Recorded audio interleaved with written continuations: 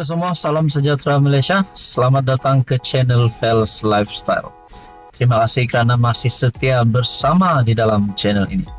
Saudara-saudara yang amat dihormati semua, Baginda Kebawah Duli yang Maha Mulia, Baginda yang di-Pertuan Agong 17 Sultan Ibrahim, sudah bertitah berkaitan dengan isu stalking tertera kalimah Allah.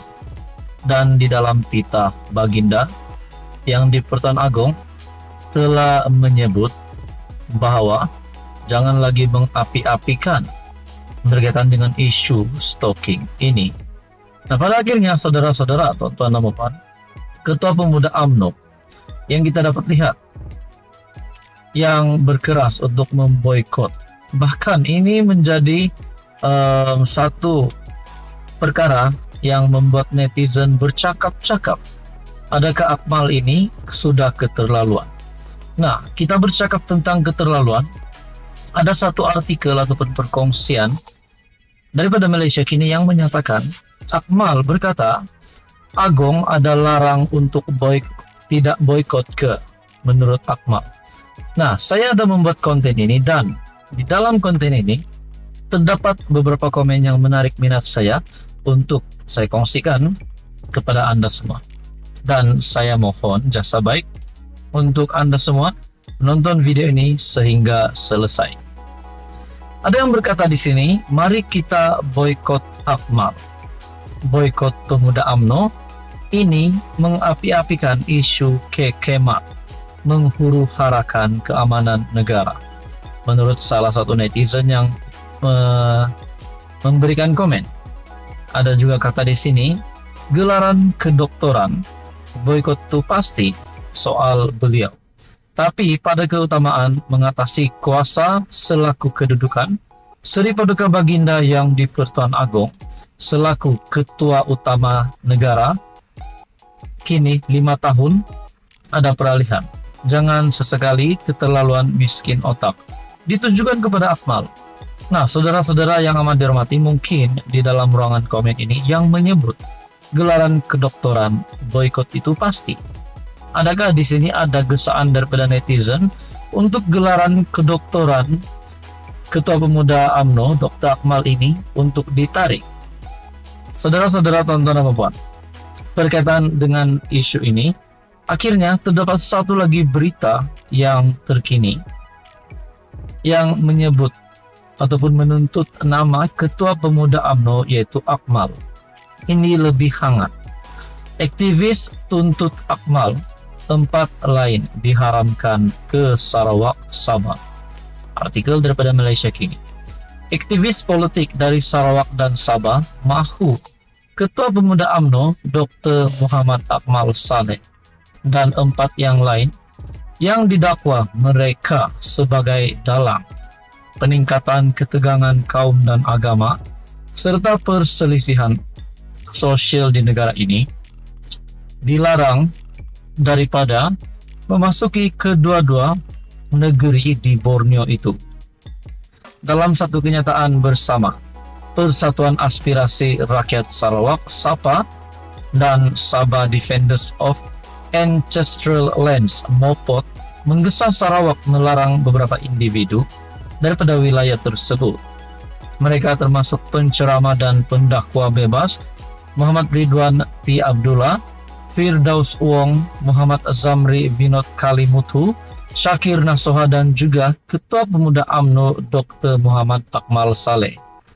Senarai hitam immigration yang dicadangkan mesti termasuk individu yang mencetuskan protes dan boikot yang didorong oleh sikap tidak bertolak ansur antara kaum dan agama, sehingga menimbulkan ketakutan dan rasa tidak selamat serta menggalakkan sikap berpecah belah.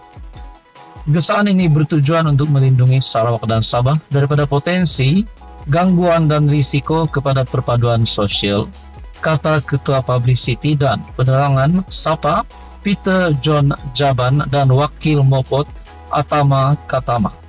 Sehubungan itu, kedua-dua mereka menekankan bahwa Sabah dan Sarawak mempunyai kuasa otonomi untuk mengawal hal ehwal immigration sendiri seperti yang ditetapkan di bawah terma ME 63 ataupun Perjanjian Malaysia 1963. Nah, saudara-saudara, perkara ini perlahan-lahan semakin hangat dan semakin banyak tindakan yang dilakukan sehingga aktivis politik yang menuntut Akmal dan 4 lagi yang lain diharamkan ke Sarawak dan Sabah. Nah, saudara-saudara, apakah keputusan UMNO ataupun Presiden UMNO sendiri Zahid Hamidi terhadap Akmal berkaitan dengan isu ini? Saudara Bapak, apa komen Anda? Sekian saja, teruskan bersama di dalam channel ini untuk isu yang seterusnya. Mohon bantu channel ini dengan menekan butang like, share, dan juga subscribe. Halo semua, salam sejahtera Malaysia. Tuan-tuan dan puan-puan yang amat dihormati semua. Saudara-saudara, berkaitan dengan pengampunan yang diterima Najib Razak. Sudah pasti beberapa hari selepas pengampunan yang diterima Najib Razak, ataupun kita boleh kata 50% pengurangan hukuman penjara dan juga hukuman denda daripada 12 tahun kepada 6 tahun dan juga daripada 210 juta denda kepada RM 50 juta denda. Perkara ini disebut-sebut ramai. Namun ada satu lagi berita susulan ataupun pengakuan daripada Najib, di mana Najib mendakwa pengampunan diraja benarkan tahanan di rumah.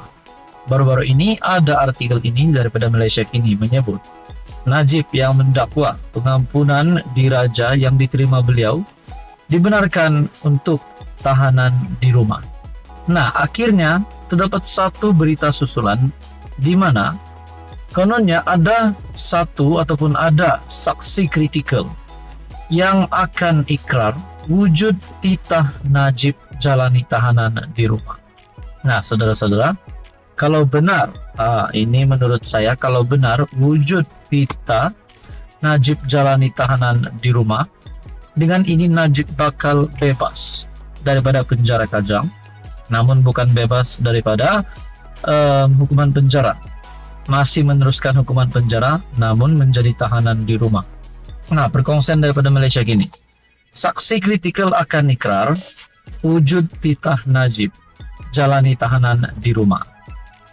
Seorang saksi kritikal bersedia untuk memfailkan afidavit untuk menyokong semakan kehakiman Najib Razak bagi mencabar kewujudan titah endendum ataupun tambahan oleh Yang di-Pertuan Agong ke-16 pada ketika itu, yaitu Baginda Sultan Pahang, supaya bekas Perdana Menteri itu menjalani tempoh pemenjaraan selama 6 tahun di rumah.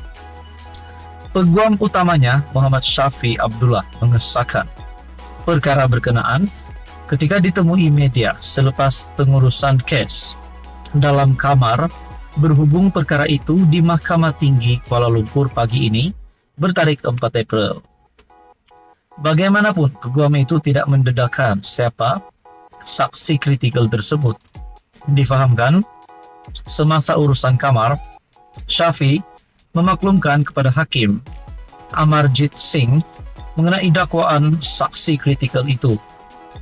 Amarjit telah menetapkan 17 April untuk mendengar permohonan Najib bagi kebenaran memulakan semakan kehakiman terhadap pelaksanaan perintah tambahan yang didakwa oleh Yang di-Pertuan Agong dikaitkan dengan pengampunan separah yang mengurangkan separuh hukuman penjara bekas PM itu kepada 6 tahun dan mengurangkan denda daripada 210 juta kepada RM 50 juta.